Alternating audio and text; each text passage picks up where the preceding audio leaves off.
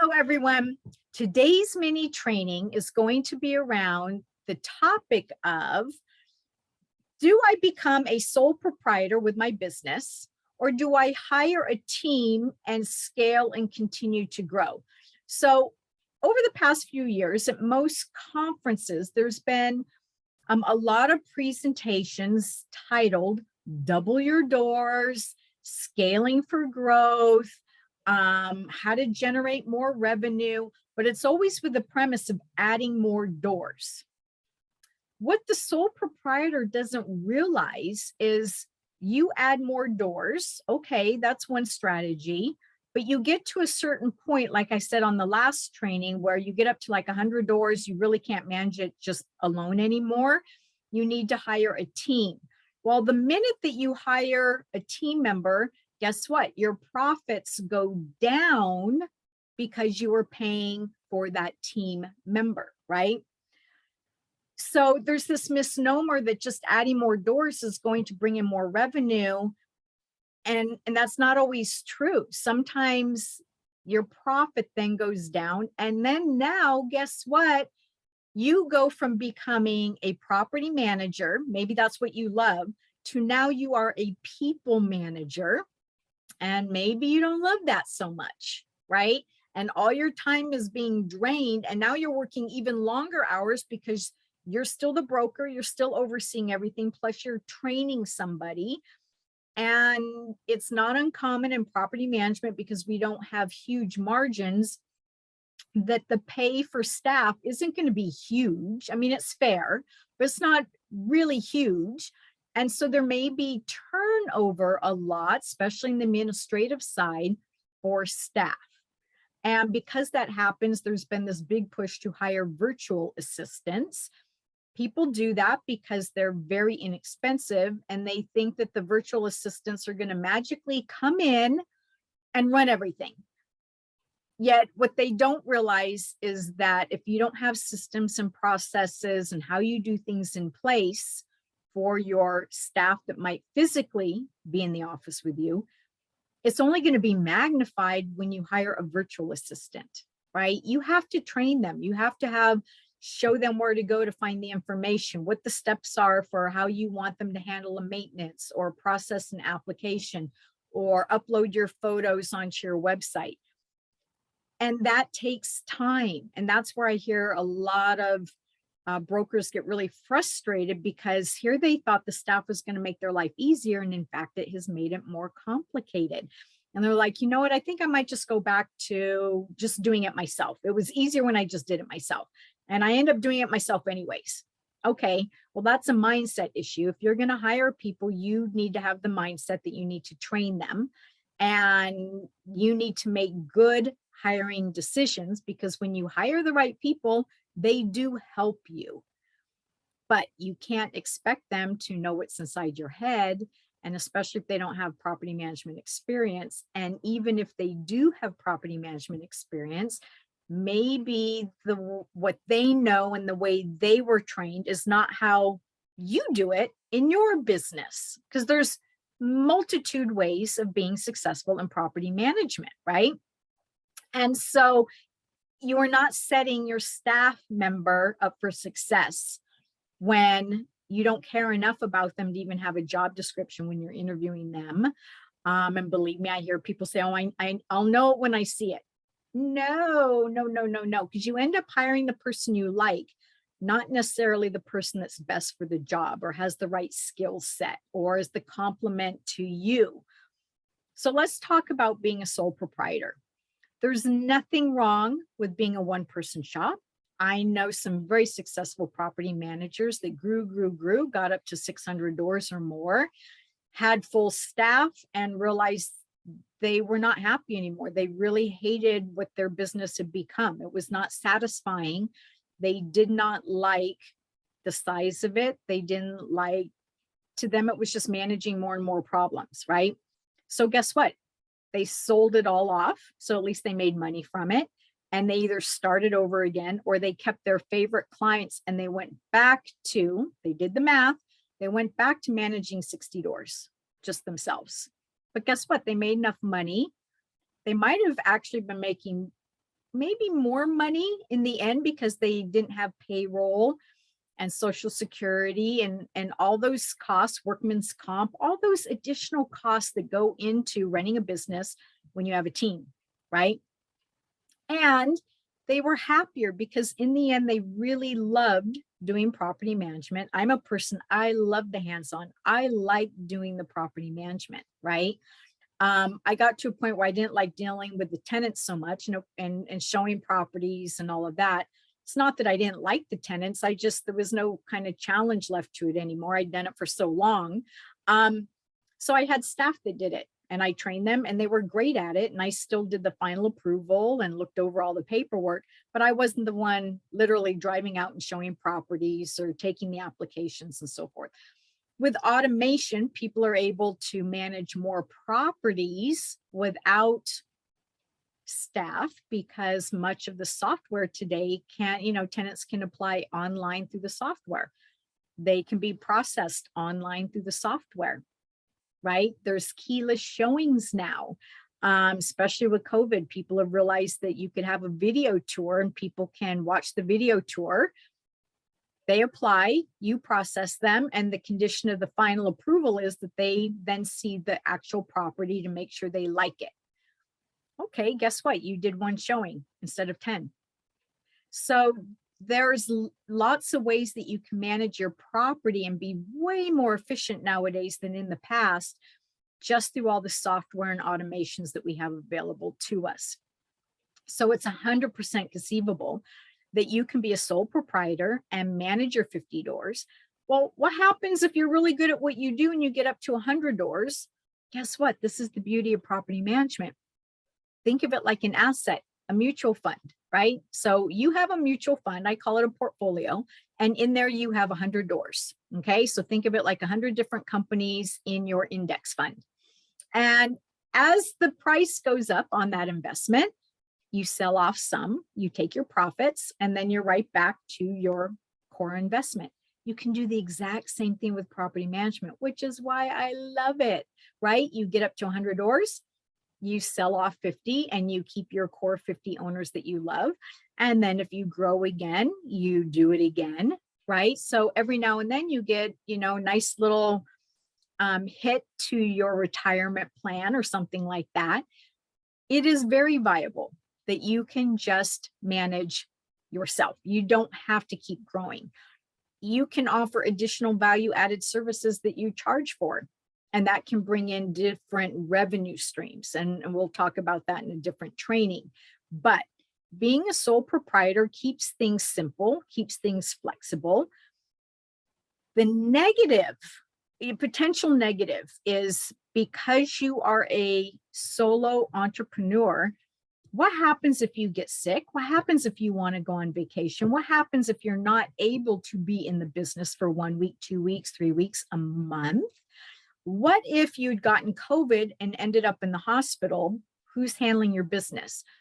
So you just need to think proactively, and maybe you partner with another solo entrepreneur property manager that if they want to go on vacation, you cover their properties for them while they're on vacation. They do the same for you. If they're out sick, at least there's a phone number that people can call and know how things are going. Or maybe you get to the point where you are a solo entrepreneur and you have a part-time assistant. And typically that works if you're doing the accounting yourself, right? You're doing everything, and maybe you have a part-time assistant that helps you with some of the paperwork, the filing. They get to know the properties, they get to know some of the owners, and they're on call essentially when you're on vacation, if you're out of the office, right? They're going to handle the day-to-day, keep things going. And guess what? If something does happen to you, because you have such a tight relationship with your clients, you're going to let them know, hey, I'm on vacation for the next week or 2 weeks, and so is going to be covering. And they're going to be okay. And if something comes up, my assistant will let me know. We're on top of it. People freak out and think that they can't tell their owner clients when they're out of the office. That's so not true. You set the expectations for when you're in the office, when you work, and you let them know when you're off and who's going to be covering for you. Owners don't really care. They just want to know that you have a plan. And if something comes up, you're going to handle it. So have your contingencies in place for when you're in the office, when you're not in the office, if you're out sick for vacation, whatever it is. And the best way to do that is maybe partner with another solo entrepreneur and you cover for each other, or maybe you have a part-time person that helps you in your business. And then they're able to kind of step up if you're going to be out, right? That's the only downside that I really see to when it's just you. You need to have a little bit of a backup plan, okay? Because the inevitable will happen, right? And you need to take time off. You need to have a vacation. So think about what you'd want to put in place to make that work for you. Now, if you have a team, there's nothing wrong with growing your business and having a team. I had 6 employees. And I eventually had an in-house maintenance department, and I had 2 employees kind of in that department. I had my leasing agent. I had my office manager, who eventually became the manager of the staff and employees as I continued to step back away from the business. And we had a front desk person that helped with administrative, dealt with people coming in, the phones, and would support the other staff members administratively. I always hired at the front desk and then moved people up within the company, right? I found it was easier to do that and train the person on the job. And you're hiring a receptionist that's a lower price point, and then you're moving them through the company and providing a career for them. I did hire a virtual assistant at one point. My leasing agent left.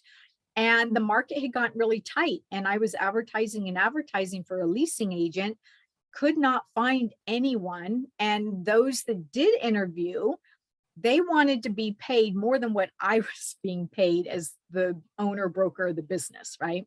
So it didn't make sense. And in many cases, they didn't even have a real estate license. You know, I would have been willing to pay more for a real estate license. So I was forced into getting out of my fear of hiring a remote worker. And of course, this was before COVID happened. And I hired a remote worker, and she was amazing. And my clients didn't even know that she wasn't in the office. Her English was fantastic. She actually had a bachelor's in linguistics, or in English, and a master's in linguistics. And we treat her like a regular staff member. Her photo was on our website as what her role was and what she likes to do.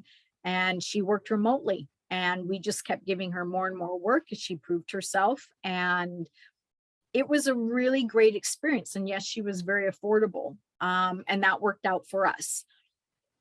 So I think partly when you're thinking about what kind of business do you want, be really honest with yourself and decide I think personally, it's a good idea to know all the different facets of the business.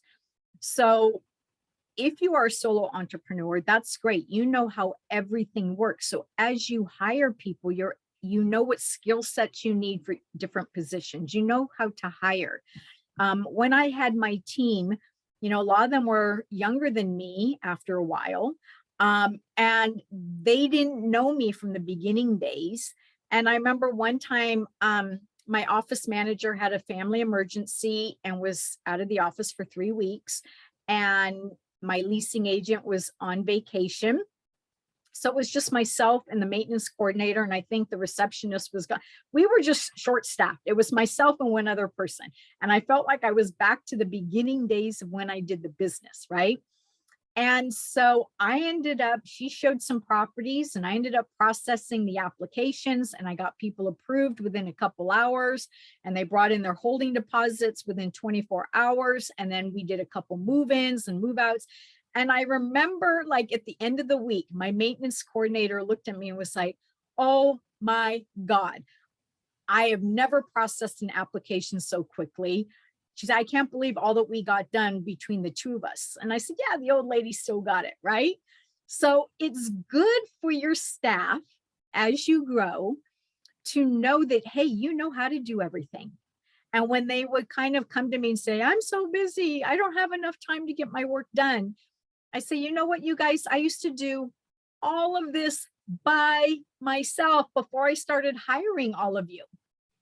So don't tell me you don't have time to do this. If you truly don't have time to do it, then we need to figure out a different system.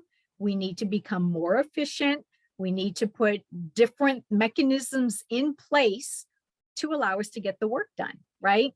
So just know as you grow that you need to really develop your system. Solo entrepreneurs tend to keep it all in their head.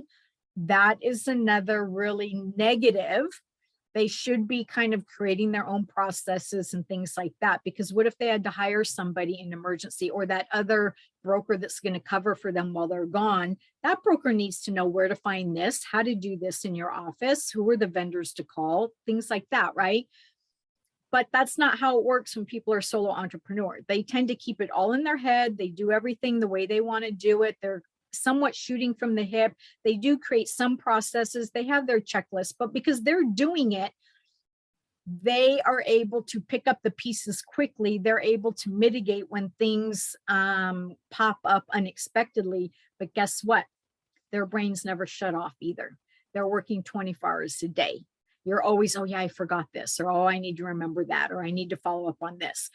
When you start to have a team and you start delegating things out, that's when you get into the place of truly having your business run without you being there. To me, that's the ultimate goal. If you have a small team in place, it should be able to run without you being there. That means now you have something to sell. It also means that you've hit the place where you are generating income and you don't have to be working in the business every single day. That's like a major win to me. And if you've got good, solid people on board and they like that you've given them responsibility and they feel that they are contributing to the success of the company and that they have a career and they're being compensated fairly and they have good benefits or time off and they like working in that family, small business atmosphere versus the big corporate environment, then you have a business that can sustain itself and support you and your lifestyle for decades to come, right? You just need to make sure that as you grow your business, at a certain point, I didn't want to deal with the payroll. I didn't want to deal with the hiring. My office manager was really good at that. So that became part of her responsibility. And she would have monthly one-on-ones with all the staff members, something I used to do. And as a coach, my staff really liked it actually. And they kind of came back and said, Kathleen, we miss our one-on-ones with you. So my office manager, my client success manager, she did it weekly, as things are coming up, weekly powwow meetings, daily meetings, whatever. I still did the once a month meetings, one-on-ones with my staff. And that was great. It allowed me to keep a pulse on what's happening within the company, what's working, what's not working. And then I can go back to my office manager, client care manager, and saying, here's some feedback that I'm getting. Maybe we want to change things up here. What ideas do you have? And so it was a shorter meeting for me. And it allowed me to work on the business instead of in the business. And I think at a certain point when you're an entrepreneur, you just don't want to do the grind anymore. You want to feel like you're moving forward with the business, and that, for entrepreneurs, we do get bored kind of quick. And some of us have multiple companies that we start or sell or other things that we do. And especially if you do sales, you're then able to devote more of your time to sales, which is a big revenue generator. But guess what? You have this nice, stable, consistent income that's coming from the property management side of the business. So there's some pros and cons in our little mini training today on being a solo entrepreneur, just doing it yourself, keeping the business small, manageable, maybe with a part-time assistant, versus getting to the point where you want to take it to the next level and really scale it and grow it and put a team in place and, maybe have maintenance department. I still had about 250 doors under management with 6 employees. And I started out with myself and an assistant with about 250 doors. But I had increased my revenue sixfold over the years because of how I priced our services and then having the in-house maintenance company and all of that. And so I needed people to support those different services that we offered and that people were paying for. And I also was at the point that I knew someday I was going to sell. And I also wanted to get to the place where I didn't have to be working in the business so much all the time. So our lives change. The whole point in my mind of having a business is that you want it to support you.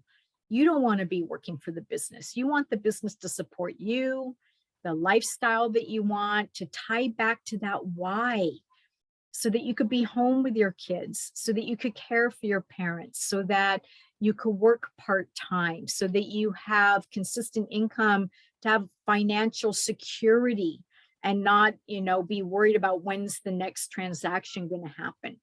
There's a lot of different whys there. And when you finally get to that place that the business is running smoothly, now the business is supporting your life. And now you're in this really great place. There were so many times I was so grateful that I had my property management business. I had fabulous owners that I worked for. I had amazing properties to manage. We got good rents from them. We made good, streams of income from them. Our owners valued what we did for them. They were so appreciative. We had great tenants. I was able to hire local people from my community. The vendors that I used in my community, keep them in business. We were profitable, where every year I would choose a charity or nonprofit in our community that we would not only volunteer in and give our time, but we would donate a good chunk of money every year to a different nonprofit. Oh my God, like what an amazing place to be, right? After, in the very beginning, working 7 days a week, 12-hour days at least, right?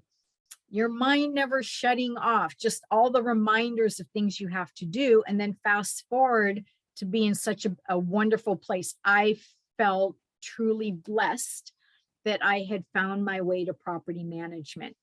And that's what I would want for you. If you really want to start a property management company and want to have a stream of income and generate revenue year round, then that's what I want for you, because I know it can be done.